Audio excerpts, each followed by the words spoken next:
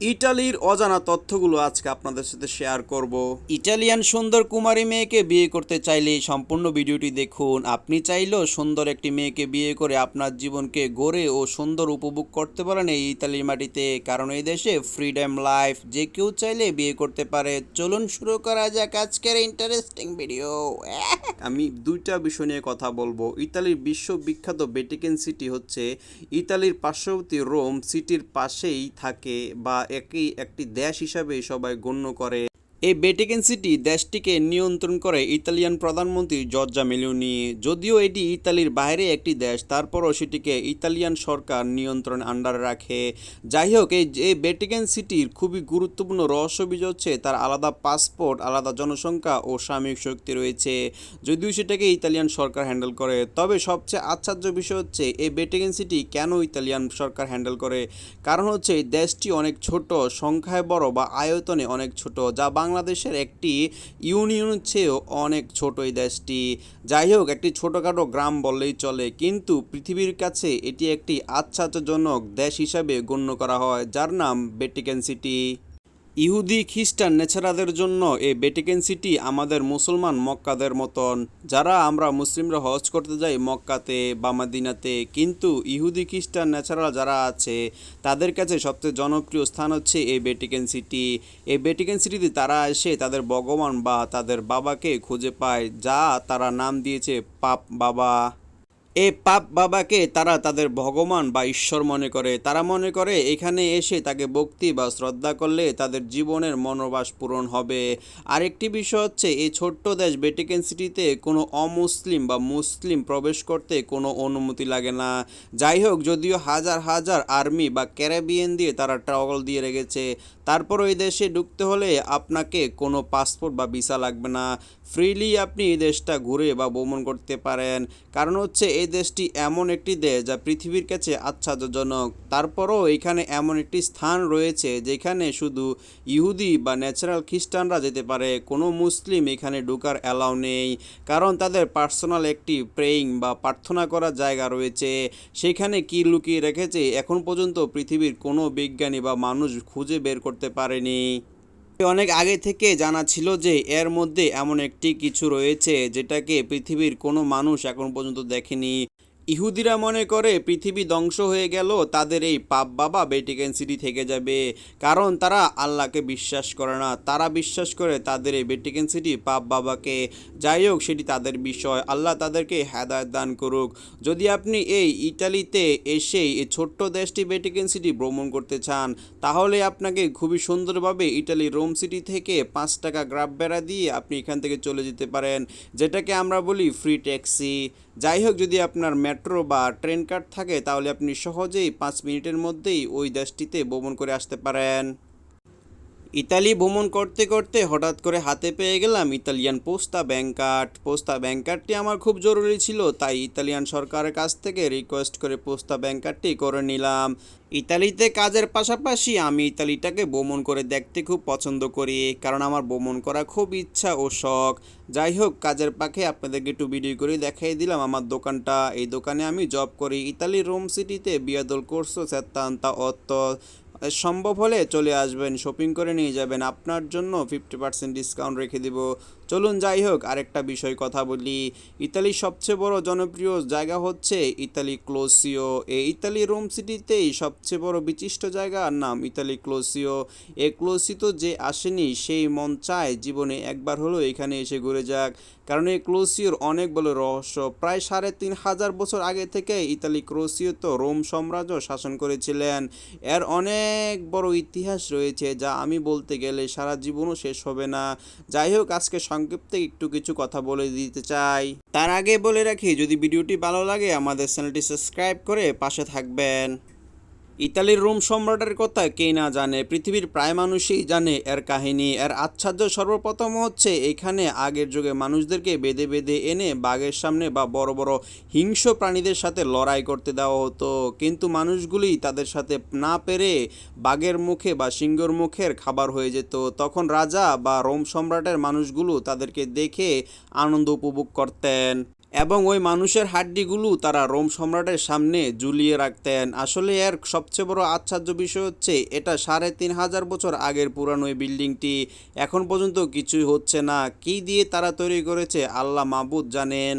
আরও হাজারো লাখ তথ্য অজানা রয়েছে যা আমার নিজেরও জানা নাই। পৃথিবীর মানুষের কাছে এই কারণে রোম সম্রাটও একটি আশ্চর্যজনক বিষয়। যাই হোক, এই দেশের মানুষ ও মেয়েগুলো খুবই সুন্দর। যদি আপনি না আসেন তাহলে কখনো বুঝতে পারবেন না। বিশ্বাস করেন, এই দেশের মানুষগুলি খুবই অমায়িক এবং ভালো মনের হয়। আগে কি হয়েছিল তা যদি আমরা ভুলে যাই তাহলে বর্তমানে ইতালিতে পিপলগুলো very kind and helpful. Italian মানুষগুলো আপনার সাথে ফ্রিলি কথা বলতে পারে এবং তারা মনে করে মানুষ মাত্রই ভুল। যদি আপনি কোনো ভুল করেন তাদের সাথে, তারা আপনাকে ক্ষমা দৃষ্টিতে দেখবে, কিন্তু কন্টিনিউয়াসলি একই ভুল করলে তারা সেটা সহ্য করতে পারে না। যাই হোক, ইউরোপিয়ান মানুষ একটু হেল্পফুল হয়, সেটা পৃথিবীর সবাই জানে, কারণ তারা কখনোই কোনো কিছুতে অহংকার করে না। তাদের মনের মধ্যে অহংকার মানুষ তারা। আমি যেহেতু ইতালি রোম শহরে ব্যবসা বা দোকান করেছি, তাই আমি বলতে পারি ইতালিয়ান মানুষ এবং স্প্যানিশ মানুষগুলো খুবই অমায়িক ও ভালো হয়। হাজার হাজার মানুষ বা কাস্টমার আমার কাছে আসতো, তাদের সাথে কথা বলতাম, তাদের মিষ্টি মুখের ভাষা আমার হৃদয় কেড়ে নিত। যাই হোক, আমি বলতে চাচ্ছি রোম সম্রাটের কথা, যা এখন ভিডিওর মধ্যে দেখতেছেন আপনারা। এর নামই হচ্ছে ক্লোসিয়া, যা ৩,৫০০ বছর আগে তৈরি করা হয়েছে। এখন পর্যন্ত একটি ইটও ভেঙে পড়েনি। যাই হোক, যদি বাংলাদেশে কিছু তৈরি করা হয় তা ১ মাসের মধ্যে ফিলার ভেঙে নিচে পড়ে যায়। এই বাংলাদেশের কথা নেই বলি, ইতালিতে এমন এমন কিছু কাজ আছে যা এখন পর্যন্ত হাজার বছর পুরানো, এখন পর্যন্ত কোনো স্পট বা ক্ষতি হয়নি। সবচেয়ে বড় বিষয় হচ্ছে ইউরোপের মধ্যে ইতালি একটা বেস্ট এবং সুন্দর বিউটিফুল কান্ট্রি। আপনি না আসলে কখনোই বুঝতে পারবেন না। এই দেশে রয়েছে হাজারো লাখো আশ্চর্যজনক কিছু কাহিনী। এই দেশে রয়েছে বিয়ে করার সুযোগ সুবিধা। আপনি যদি আসেন ইতালিতে তাহলে সুন্দরভাবেই আপনি এই দেশের একটা মেয়েকে পটিয়ে বিয়ে করতে পারেন, কারণ এই দেশের মানুষগুলি খুবই ফ্রিডম এবং ফ্রি লাইফ ফিল করতে পারে। তাদের মা বাবা, ভাই বোন, আত্মীয় স্বজন কেউ কাউকে কোনো প্রেশার বা চাপ ক্রিয়েট করে না। তার যাকে পছন্দ সে তাকে বিয়ে করতে পারে। এই দেশের সরকার নিজেও এই আইন চালু করে রেখেছে। আপনি যদি কোনো এক ইতালিয়ান মেয়েকে বিয়ে করতে পারেন তাহলে আপনার ৬ মাসের মধ্যেই কার্তাটি সুজন্য হয়ে যাবে। তার মানে আপনি ইতালিয়ান নাগরিক হিসাবে প্রাপ্ত হওয়ার সম্ভাবনা রাখেন। যদি আপনাকে ইতালিয়ান সরকার মনে করে এই দেশে পাসপোর্ট দেওয়া উচিত তাহলে আপনাকে ৬ মাস বা ১ বছরের মধ্যে ইতালিয়ান নাগরিক হিসাবে গণ্য করা হবে। তবে আপনি ওই ইতালিয়ান মেয়ের সাথে সংসার করে যেতে হবে কন্টিনিউ। কিন্তু আপনি যদি কোনো কারণে ২ নাম্বারি বা ধোঁকা দিতে চান তাহলে আপনাকে আপনার অর্থ সম্পদ থেকে 50% টাকা ওই মেয়েকে জরিমানা বাবদ দিতে হবে। ইতালিয়ান আইনগুলো আসলে খুবই অত্যাচারক, কারণ এই দেশের মেয়েগুলোর সম্মান অনেক বেশি তারা করে। যদি কোনো পুরুষ তাকে বিয়ে করে তালাক বা ছেড়ে দিতে ইচ্ছুক হয় তাতে কোনো সমস্যা নাই, কিন্তু ওই পুরুষের সমস্ত সম্পত্তির অর্ধেক ভাগ তার স্ত্রী পাবে। তাই এ দেশে এত বেশি বিবাহ হয় না। তারা রিং পরিয়ে বিবাহর মতন সংসার বা লিভিং টুগেদার করতে পারে। আমরা যেরকম কবুল বা কাবিননামা করে বিয়ে করি, এই দেশে এমন কোনো আইন নাই। আপনার যদি কাউকে পছন্দ হয় তাহলে আপনি তাকে প্রপোজ করে সাধারণ একটি আংটি পরিয়ে তার সাথে লিভ টুগেদার বা সংসার করা শুরু করতে পারেন। তবে সেটি বাংলাদেশের জন্য বা ফরেন পিপলদের জন্য ভিন্ন, কারণ এই দেশের মেয়েরা বিয়ে ছাড়াও সংসার করতে পারে। তবে আমরা যেহেতু মুসলিম তাই আমাদেরকে কবুল বলে বিয়ে করে থাকতে হবে, আর নয়তো সেটা হারাম সম্পর্ক হয়ে যাবে। যাই হোক, যদি আপনার ডকুমেন্টে কোনো সমস্যা হয় তাহলে আপনার সবচেয়ে বড় পারফেক্ট সময় বা সিদ্ধান্ত হচ্ছে ইতালিয়ান একটি নাগরিককে বিয়ে করে আপনার ডকুমেন্ট কমপ্লিট করা, কারণ এই দেশে আপনি বিয়ে করলে আপনার ডকুমেন্ট ইজিলি কমপ্লিট হয়ে যাবে। এদেশের মেয়েকে বিয়ে করা মানেই সোনার হরিণ হাতে পাওয়া। এই দেশের মেয়েগুলো আসলে খুবই সুন্দর ও অমায়িক টাইপের হয়। যদি আপনি আসেন তাহলে বুঝতে পারবেন ইতালিয়ান মেয়েগুলা কত সুন্দর ও মায়াবী হয়। তারা ফ্রিডম এবং টাকা দেখলে পাগল হয়ে যায়। যদি আপনার কাছে অনেক টাকা থাকে আপনি অনেক বউ নিয়ে ইতালিতে ঘুরতে পারেন, আপনাকে কেউ জিজ্ঞেস করবে না কেন তোমার এত বউ। যাই হোক, আমি মজা করে বলছি না, সেটাই বাস্তব, এটাই সত্যি। এখানে আসলে বুঝতে পারবেন কত ফ্রিডম, কত সুন্দর আপনার জীবন। আপনার কাছে টাকা আছে তো মানে হাজার হাজার মেয়ে বা হাজার বউ আপনার পিছে পিছে ঘুরতেছে। তাই বলি ভাই, টাকা কামাও, নিজের জীবনকে সুন্দর করো। আর এই দেশের পুলিশগুলো আসলে অমায়িক ও সুন্দর হয়। তারা আপনাকে কখনোই জিজ্ঞেস করবে না তোর ডকুমেন্ট আছে কি নাই, তারা আপনাকে ফ্রিলি চলাফেরা করার সুযোগ দিবে। মানুষগুলো যেরকম অমায়িক, এই দেশের সরকারের লোক আইন শৃঙ্খলার কাহিনীগুলো খুব অমায়িক। তাই আপনাকে বলবো জীবনে একবার হলো ইতালি আসুন, ইতালি দেশটা ঘুরে যান।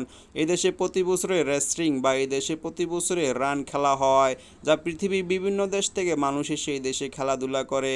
তাই আপনাকে বলবো ঠান্ডাকালে আসুন, ঠান্ডার সময় দেশে একটি বিয়ে করুন, মেয়েকে নিয়ে ফুর্তি করুন, আনন্দ করতে পারেন। এদেশের ঠান্ডা খুবই খুবই খুবই অমায়িক, আপনার বিচিগুলো উপরে উঠে যাবে ঠান্ডায়। তাই বলবো ঠান্ডার সিজনে আসুন, ইতালিকে উপভোগ করুন, সুন্দর জীবন ভোগ করুন। আমার বন্ধু নাহিম ও আব্দুর রহমান ভাইকে নিয়ে, দুজন আমার বড় ভাইয়ের মতনই, তাদেরকে সম্মান করি। একদিন রাতে হঠাৎ করে কাজ শেষে ইতালি ক্লোসিও সেই আচ্ছাদ্য জায়গায় ঘুরতে চলে গেলাম। অবশ্যই ঘোরার পরে খুব ভালো লাগলো এবং ঘোরাঘুরি শেষ হয়ে দুজন মিলে সেলফির কথা বলে আমি ভিডিও করে নিলাম। তারা অবাক হয়ে চলে গেল। তাই আপনাদেরকে বলি সবাই ভালো থাকবেন। আজকে এই পর্যন্তই। আল্লাহ হাফেজ, আসসালামু আলাইকুম।